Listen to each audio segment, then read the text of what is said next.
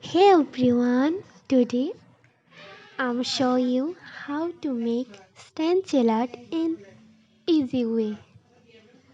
So we're gonna start it. First of all, we cut the draw like this way, and yes, this is and this is my gadgets we use to make stencil art.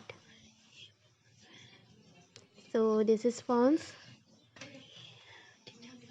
and this is a plate. This is cutter, a cut stencil. This is only 10 rupees. You easily buy for market. Okay. So half of fonts we put color, then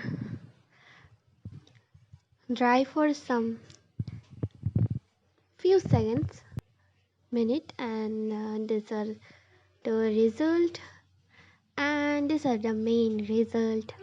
Our stencil art is complete.